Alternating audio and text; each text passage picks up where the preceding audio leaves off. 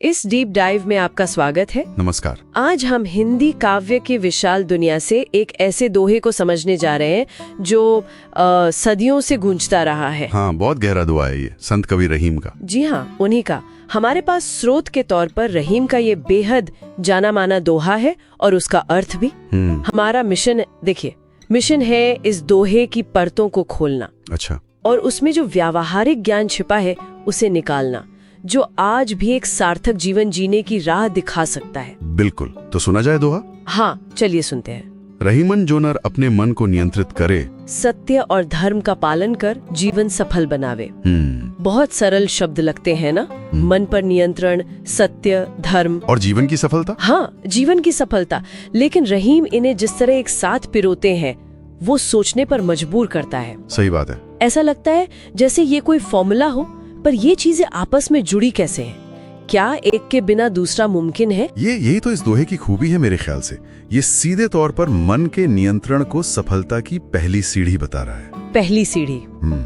लेकिन अकेली सीढ़ी नहीं। दिलचस्प बात यह है कि रहीम मन के नियंत्रण को सत्य और धर्म के पालन से जोड़ रहे हैं। अच्छा, तो मतलब मन को सिर्फ काबू करना ही काफी नहीं है? नहीं, ऐसा लगता है कि मन को वश में करना अपने आप में मंजिल नहीं है, बल्कि वो सत्य और धर्म के मार्ग पर चलने का एक साधन है, या कह लीजिए बुनियाद है। ओके, बुनियाद। स्रोत का जो अर्थ हमारे पास है वो भी इसे और साफ करता है। वो कहता है कि जो व्यक्ति अपने मन को काबू में रखता है, हाँ, वही सत्य और धर्म के मार्ग पर स्थिर रह पाता है। अच्छा, स्थिरता। और इसी स्थिरता से फिर उसका जीवन सफल बनता है। तो ये अंदरूनी स्थिरता की बात है, फोकस की बात है। तो आप कह रहे हैं कि इसका क्रम बहुत महत्वपूर्ण है। मतलब पहले मन सधेगा, तभी सत्य और धर्म पर टिकना मुमकिन होगा। ये तो बड़ा इंटरेस्टिंग पॉइंट है ना? क्योंकि अक्सर हम सोचते हैं कि भाई अच्छे काम करो, सच बोलो, तो मन अपने आप शांत हो जाएगा। बिल्कुल, हम यही सोचते हैं। लेकिन रहीम शायद इसका ठीक उल्टा कह रहे हैं। उल्टा कैसे? कि पहले आंतरिक स्थिरता लाओ, मन को साधो, फिर जो बाहरी आचरण है वो अपने आप सही हो जाएगा, स्वाभाविक रूप से। वाह, ये तो बिल्कुल अलग नजरिया है। और यहाँ धर्म शब्द पर भी थोड़ा गौर करें। हाँ, जरूर। स्रोत के हिसाब से जहाँ इसे मन के नियंत्रण और सत्य से जोड़ा गया है, हाँ, क्या इसका मतलब कोई खास पूजा पद्धति या मजहब है? देखिए, मुझे लगता है यहाँ संदर्भ ज्यादा जरूरी है। जिस तरह इसे मन के नियंत्रण और सत्य के साथ रखा गया है, हाँ, तो इसका मतलब शायद किसी पूजा पाठ से ज्यादा नैतिक कर्तव्य है, सही आचरण। अच्छा, या जिसे स्वधर्म कहते हैं। मतलब अपने जो प्राकृतिक गुण हैं, जो जिम्मेदारियां हैं, उनके अनुसार जीना। मतलब वो सिद्धांत जो व्यक्ति को और समाज को धारण करते हैं, संभालते हैं। एग्जैक्टली, बिल्कुल वही। व्यक्ति सत्य यानी जो असलियत है, सच्चाई है, और धर्म यानी नैतिक कर्तव्य के रास्ते पर चलता है। और रहीम कह रहे हैं कि यही सफल जीवन है। बिल्कुल। आज के जमाने से कितना अलग है ये। आज तो सफलता मतलब पैसा, रुतबा, शोहरत, ये सब बाहरी चीजें। हाँ, ये बहुत बड़ा फर्क है।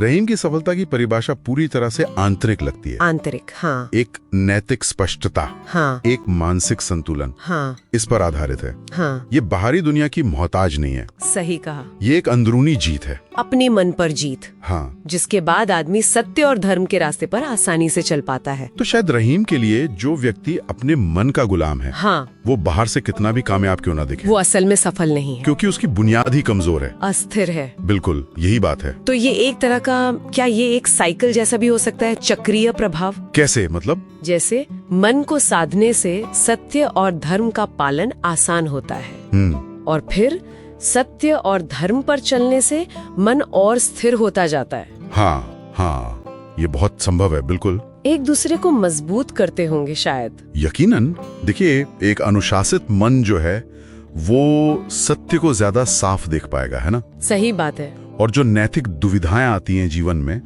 उनमें सही चुनाव कर पाएगा। हाँ। और जब व्यक्ति लगातार सच और धर्म के रास्ते पर चलता है, तो उसके मन को जो फालतू की इच्छाएं हैं, भटकाव हैं, उनसे शांति मिलती होगी। उनसे स्वाभाविक रूप से शांति मिलती है। हाँ, तो ये एक पॉजिटिव साइकिल बन सकता है। तो अगर हम इसका सार निकालें, निचोड़ क्या है इस दोहे का? निचोड़ मेरे हिसाब से यही है कि आत्मनियंत्रण, सेल्फ कंट्रोल, वही एक सार्थक और नैतिक जीवन की बुनियाद है, नींव है। और इसी अंदरूनी स्थिति को रहीम असली सफलता मानते हैं। बिल्कुल। और ये सिर्फ कोई आध्यात्मिक विचार नहीं है। नहीं, ये तो बहुत प्रैक्टिकल लग रहा है, एक व्यवहारिक जीवन दर्शन है। हाँ। पहले अपने अंदर स्थिरता लाओ, फिर बाहरी जीवन अपने आप सही दिशा में चलेगा। सही।